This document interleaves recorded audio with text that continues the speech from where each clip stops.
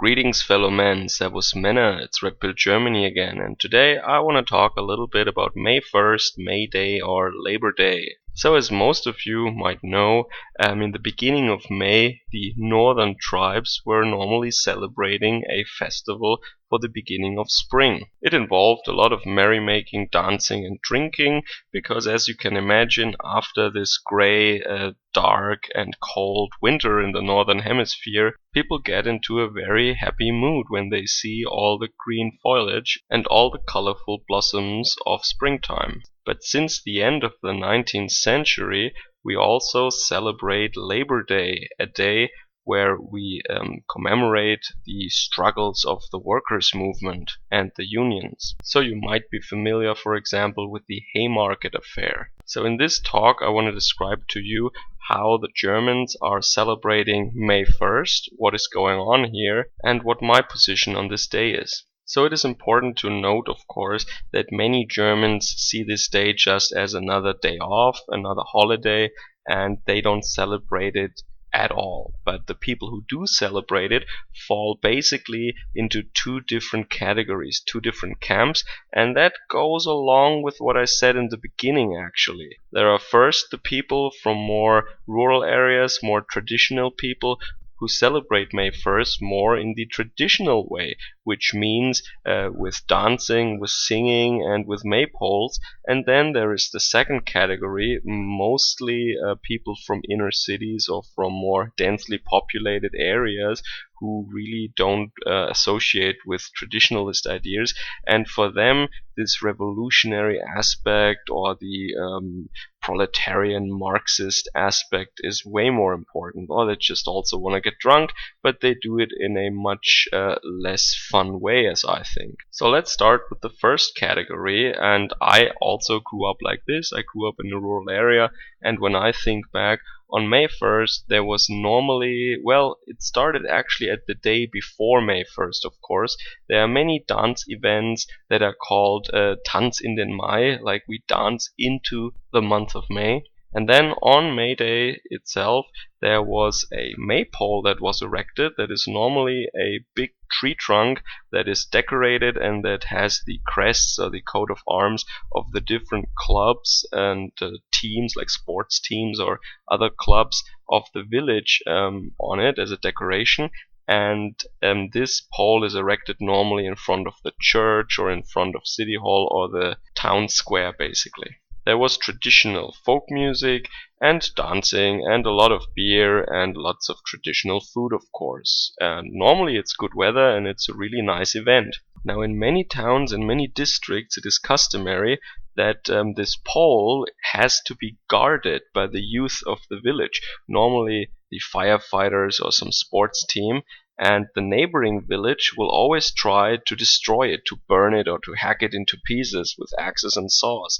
And so you always have kind of an attack squad and someone who has to stand guard around your own maypole. You see here, of course, the rivalry between neighboring villages or communities, and sometimes it can get serious and there are fights ensuing from that, but most of the time it's all in good fun. Now, another thing that people do is very similar to Father's Day, actually. That is that people would take these little hand carts, or we call them Bollerwagen also, and put a case of beer into it and just go hiking. So you basically just walk through the woods and over the hills and fields, and you have a case of beer with you and your buddies, and everyone gets really drunk in the process. Now, I think fueled by social media and by the opportunity to show your card to others and to share and brag a little bit about your skill, recently you see young people who make these cards that are no longer a simple Bollerwagen, but they actually have a barbecue grill in there, and they have music installed there, and it actually looks like a little party truck actually. But the main thing about this event or this custom is that friends are hiking together and they get drunk. So in my region, people are also doing that. Lots of folks hiking outside with these cards, having each a bottle of beer in their hand, of course. And I have to say, since my early memories of this day, and also in the present, I have to say it's a very, very peaceful holiday. Everyone is drunk, but everyone is really in a peaceful mood. Everyone is just happy that they don't have to go to work and they can get drunk or share some steak or some bratwurst with their friends. Now, as I have mentioned in many earlier videos, and this is really something foreigners have to understand about Germany, Germany is pretty much divided, and since the Middle Ages it has been divided very extremely between city life and rural life. I would even go as far as saying that major cities were never actually German at any time.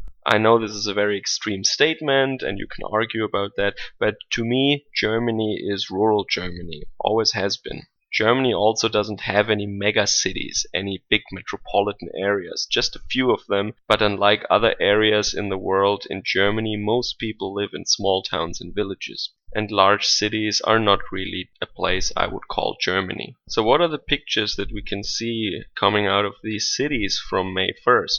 Now this year I have to say it's a little more quiet so far. Yesterday was pretty quiet. I haven't heard any catastrophic news out of the cities, but traditionally, normally in cities like Hamburg and Berlin, people who don't identify with this kind of German culture that I described in the last 5 minutes would gather and start attacking the police, start looting stores, and attacking people very viciously. These are the typical kind of Antifa riots that you see then, chimp-outs of lefties and work-shy elements, antisocial parasites who take this historical day as some kind of pretense to do what they actually want to do all year around. That is looting, stealing, and hurting others. Now I think everyone who is subscribed to my channel knows how I think about these groups, but especially in the context of May 1st, I find it really funny and ironic that they talk a lot about Marx and the proletarians and they need to unite against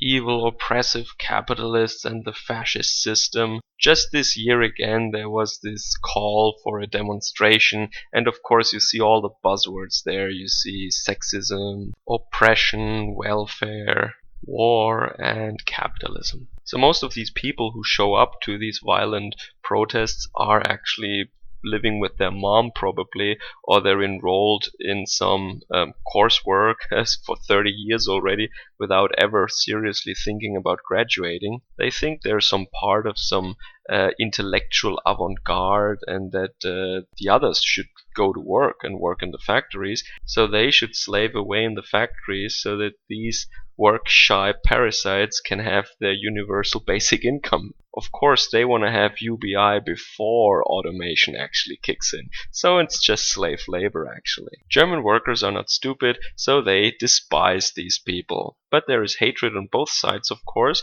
The lefties despise the actual German workers while using all that language about worker struggles and the proletarians.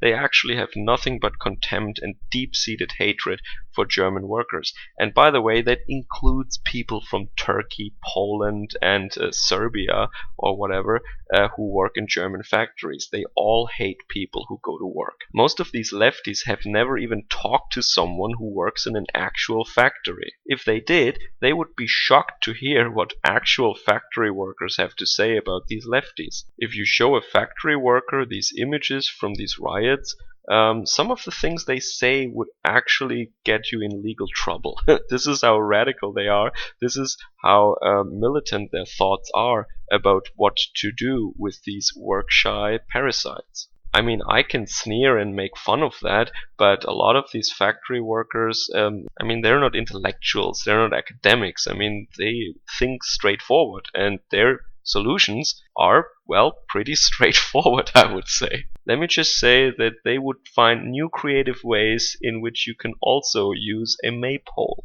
But there is actually a new thing that I haven't read in the last years. This year also patriotic 1st May demonstrations were taking place in many places in Germany, in many cities.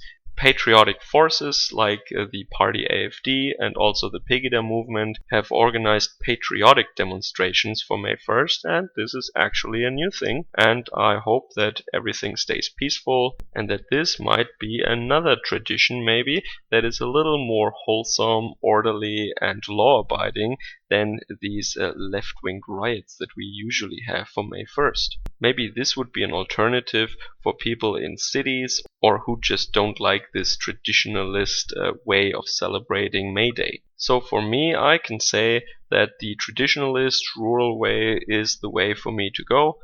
This is what I associate with home. This is my Heimat, basically. So if I can have a barbecue, some traditional German music, and have a hike with some good friends and some bottles of beer, yeah, that's what I would prefer. And I'm just the kind of guy who doesn't think of looting stores or trying to hurt people in violent conflicts in the inner cities of Germany. When I hear May 1st, I actually think of the famous madrigal of Thomas Morley. I think of dance, music, sunshine, good drink and food in nature. So I hope you guys all have a peaceful May Day and catch you guys again later. Servus, Kameraden.